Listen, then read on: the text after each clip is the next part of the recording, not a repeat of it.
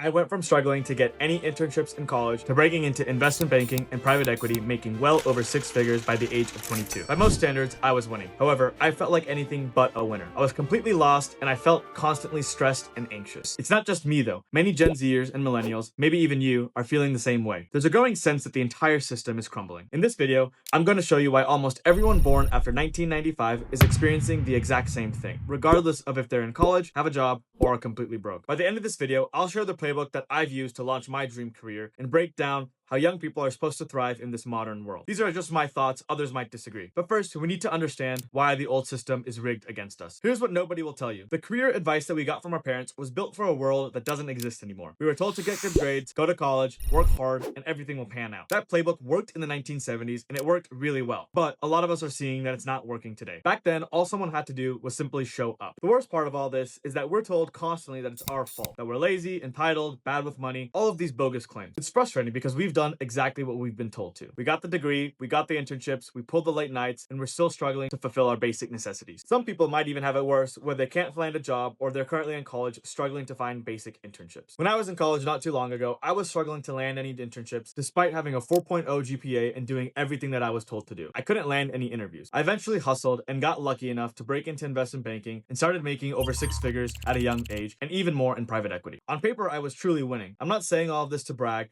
but to share that despite having all of this, and by all means winning in most people's eyes, something still felt off. After a few years in the real world, I realized that the landscape didn't match the advice that I had been given. There was no mentorship, a lot of the work I was doing was pointless, I didn't agree with the decisions that were being made above me, and a lot of the times I was just doing work for the sake of doing work. I know I was in a privileged position, and a lot of people would kill for these jobs, but the truth is that despite making six figures, being in an environment that sucks your soul is not worth it. I've talked to a lot of young folks similar to me, and regardless of our job titles or salaries, we're all feeling this to some extent. The system is broken because the math literally doesn't math anymore. In the 1970s, the median home only cost $17,000 and median income was $9,000. That's a ratio of 2 to 1. It was a lot more affordable to put money down and pay interest on a home. Today, homes cost over $400,000 while the median income is still only $75,000. On the other hand, college tuition is up 1,200% since 1980. A summer job used to cover a full year of school, now it barely covers textbooks. The average graduate starts $30,000 in debt before their career even really begins. But here's what really broke the system. Post-World War II, the world was rebuilding. This meant that housing was cheap, wages rose every year, college actually guaranteed a job,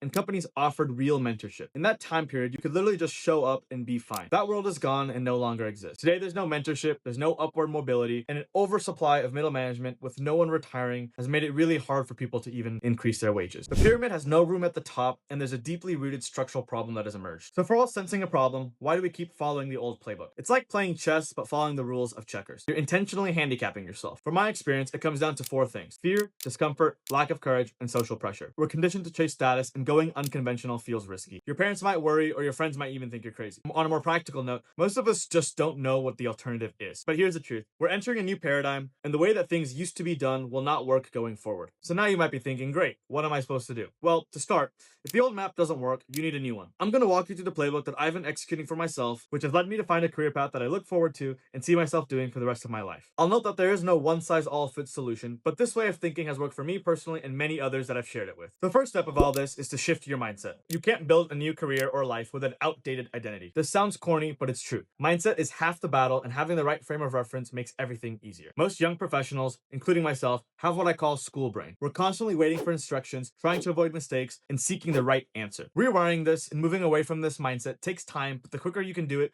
the better everything else becomes. The real world will only reward agency, and they don't really teach this in school. You need to evolve from having an amateur mindset to having a professional one. The second step to launching your career and life in the new world is finding your career sweet spot. We need to discover what sits at the intersection of our talents, skills, and interests. Think back to a flow state moment that you've been in your life. Maybe you were playing video games for 6 hours straight, or you even got lost in a book. Everyone has something that naturally energizes them. If you're doing something that's natural to you, that you have expertise in, and that you genuinely enjoy, you will figure out a way to make money and it won't even feel like work. Beyond that, it will provide you a fulfilling life. You're only doing things that are truly what you want to do, and finding this clarity in the new world is everything. Unfortunately, we're being forced to do this work and find what that means for us at a much younger age, when historically, many people didn't have to have the clarity until they were maybe 30 or 35, but today, people as early as 18 are having to figure this out. The third step is to build genuine and real relationships. Networking is transactional and everyone knows that. Real opportunities come from trust and aligned values. I've gotten more opportunities from knowing the right person than from any application. This only happens if you know how to network in a way that it's a win-win for all parties. Every person you get to know will only compound.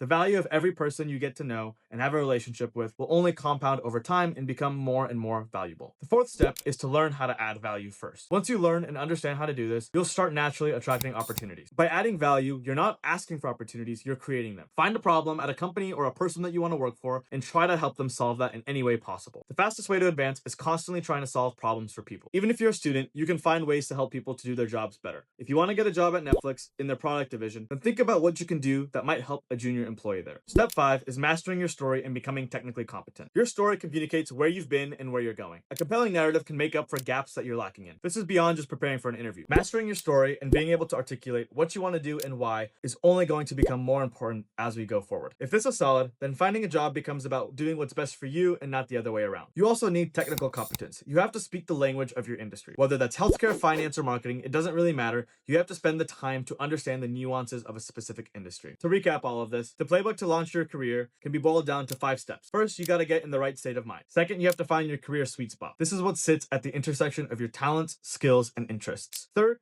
you have to start building meaningful and genuine relationships. Fourth, you have to learn how to add value. And fifth, you have to master your story and become technically competent in whatever you want to do. All of these steps build on top of one another, and these are all things you can start doing today. I'm not going to lie here and say that any of what I just said is easy. It's not going to come overnight, but you have to start asking yourself if the trajectory that you're on is what you've envisioned for yourself. Start taking small steps in the right direction. All it takes is less than 30 minutes a day, and it'll pay off down the road. Here's a few things that you can start doing today that will set you on the right course. First, write down where you think you're operating school brain versus a professional brain. All this means is where are you taking ownership and operating as an entrepreneur, or where are you operating like you're an employee? This doesn't mean you have to become a business owner or an entrepreneur. This just means you have to start taking ownership and have personal agency. Another thing you can do is spend 30 minutes thinking about your flow state moments. What's felt natural to you in the past? What tasks were you doing where you just got lost in time? And what's felt unnatural? Start connecting these dots to formulate a view on what you naturally are good at and what you like to do. Another thing you can do is take note of what you find yourself reading or consuming in your free time. What are you truly obsessing over? The third thing you can do is just reach out to one person to develop a meaningful relationship. Don't try to network, but really try to get to know them. This can be someone's work you admire,